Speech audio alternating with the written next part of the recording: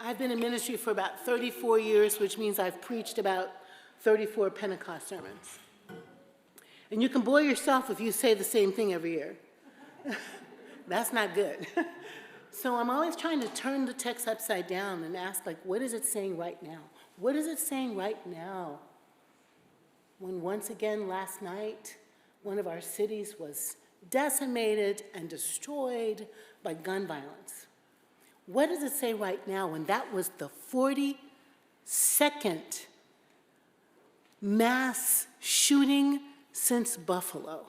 Are you tracking that?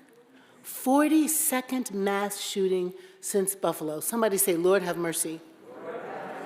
I found myself these last few weeks, as you were as well, I'm sure, just absolutely overwhelmed, like the world is on fire. Literally, the world is on fire.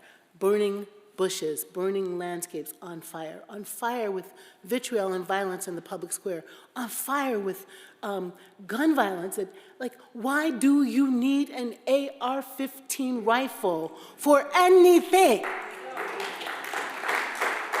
The deer do not run that fast. It's just not, it doesn't make any sense. There's no hobby that requires that. Why are we trying to roll back the rights that our ancestors have lived and died for? I'm just like you, super worried.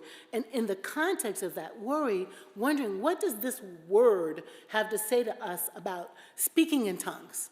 What does this word have to say to us about speaking in tongues? And it came to me doing my research, which I'm a nerd about biblical research. My team knows that the Acts looks like it's a book about the miracle of Pentecost.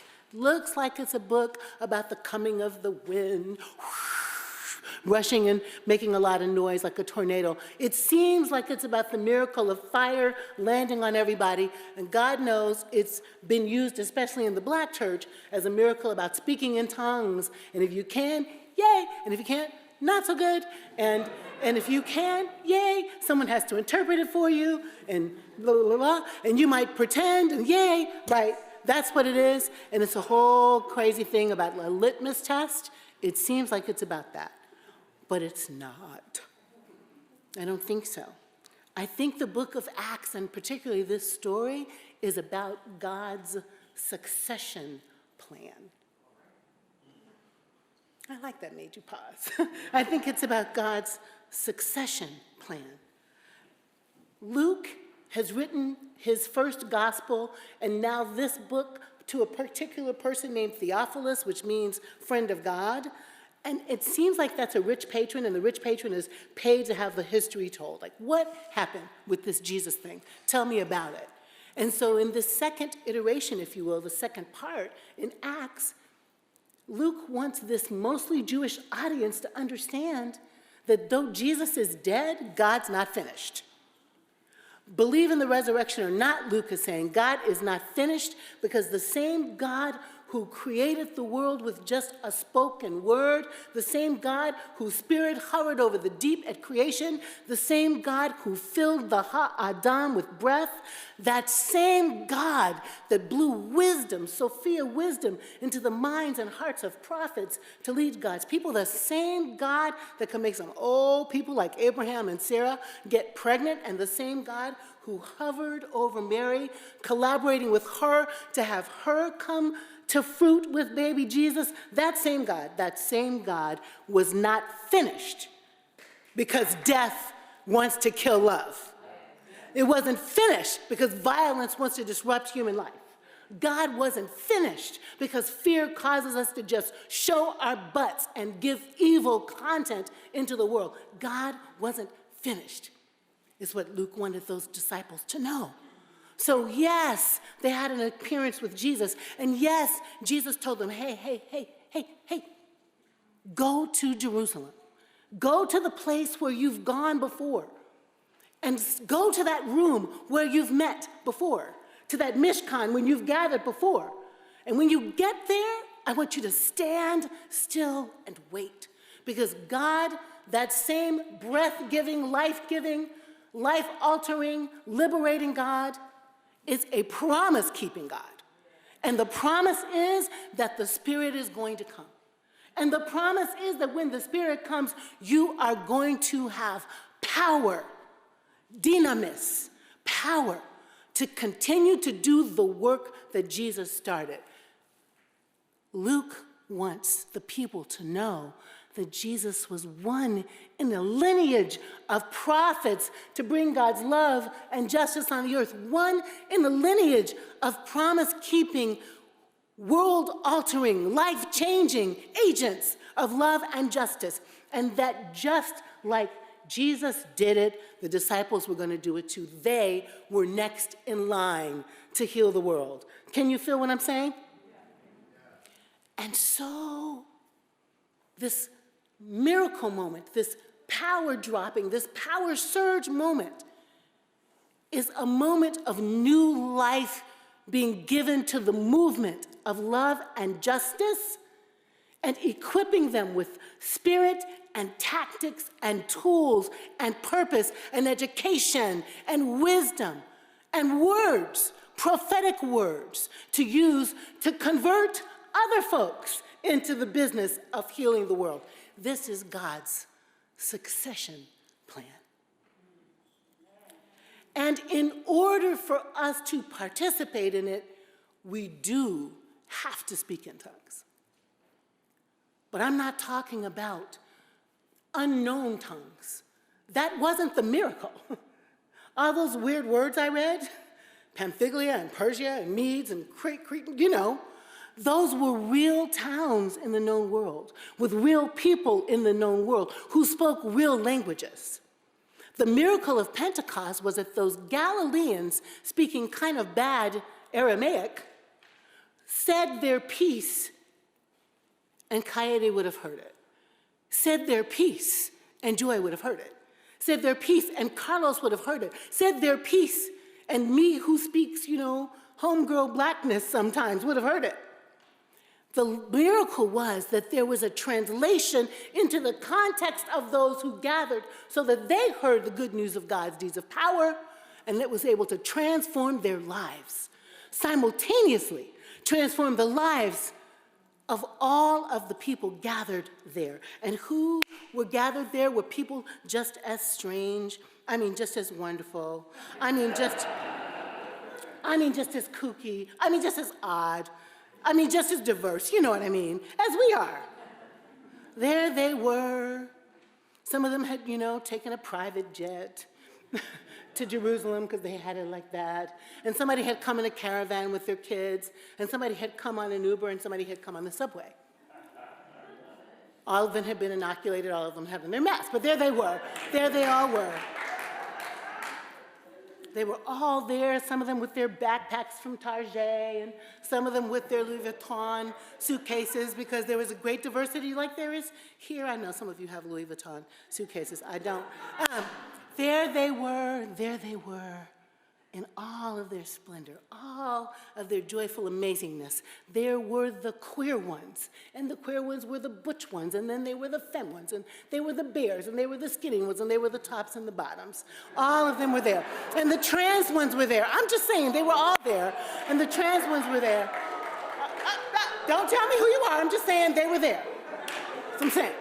They were all there. They were all there in their splendor. There were even straight ones there. Yes, there were 5 or 6 or 10 straight ones there. The straight ones were men and women, and some of them didn't want to identify who they were. And they were loud, and they spoke soft, and they were big-boned, and they were tiny, and the men were strong and capable, and sometimes they were soft, and they wanted to spoon with the women, and the women were in charge, and all of them were there. They were there dressed in their prayer shawls. They were there dressed in their white linen for the summer, early, but they were there. They were all there. All there. They were there with gnarled knuckles and knees that don't quite work. They were there too young to know that they didn't have the power. They had just turned 6, and they were there. They were there frightened, they were there grieving, they were there with headaches, they were there with tears, they were there struggling in their body to be healthy, but they were there. And they were there because they had been told to go, and they believed God enough to believe, to go, to try. They stayed in the customs of their ancestors. They sat in the space waiting for the Spirit, and the Spirit came. It did come like a rushing wind. It did come with tornado force. It did come with gale force winds. It did come category 5 or 6. It came with a name, no doubt. It came with fire on the arm, singeing but not burning, not consuming. It came, but not just for the 12 in the upper room. It came for the whole community. All of the people gathered around. It was for all of the people, because all of the people, not just the preachers, not just the writers, not just the musicians, not just the elders and the deacons, but all of the people were required to be in the movement so it would move. All of the people, with their doubts and their fears. All of them. With their lackluster prayer life. All of them with their cynicism and skepticism and their fist-shaking, what in the hell, God? All of them were required, therefore empowered, to lead. And this is us, y'all. We're required to speak in tongues. We're required to speak in the tongues of grief. We're required to speak in the tongues of hope. We're required to stand between hope and despair. We're required to speak in the tongue of what if, and we're required to speak in the tongue of oh, hell no. And we're required to be prophetic in the name of Jesus and not compromise and not pretend like any gun on the street won't kill, because it will. We're required to be multiple issued people in our faith, that we can do voting rights and abortion rights and gun control and anti-Asian violence stopping and queer as we want to be and Black Lives Matter, and we can take care of Mother Earth. We can be complicated and powerful and wild in our organizing. We need the ones who know how to do homelessness. We need the ones who know how to do democracy. We need the ones who know how to make art. We need the ones who know how to stand up and go, I'm a child, vote for me. We need the ones who can sing and dance and write music.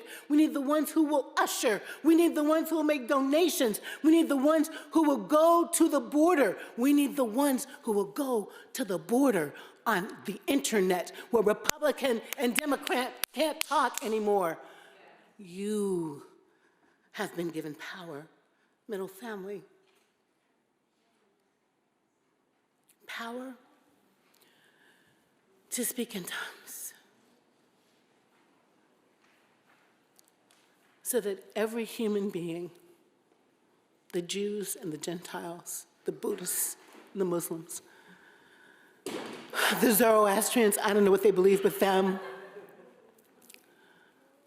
the atheists and the agnostics, the lawyers, the teachers, the moms, the dads, the politicians, the damned NRA, so that they'll watch us and see us and hear us and be transformed, right? To be the people of God. I mean, the real, like down to the bone, lovers of God and lovers of God's people.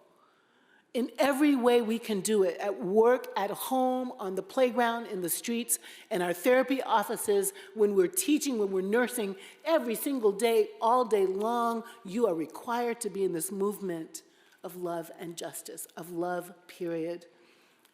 That's why the Spirit came. And it's not like the Spirit came and needs to show up again next year this time, or the Spirit's not here. No, the Spirit's here. Been done come, okay? Been done, been here, right? All we have to do is take a deep breath and remind ourselves that the Spirit is here. Take a deep breath and remind yourself, the sacrament that is a sign and a seal of the reality, this is the sacrament, is the breathing. Just breathe in the Spirit and remind yourself that the Spirit has come. Come on now, breathe in with me, because the Spirit is here. Breathe in a deep breath of Spirit power. Because we have so much work to do.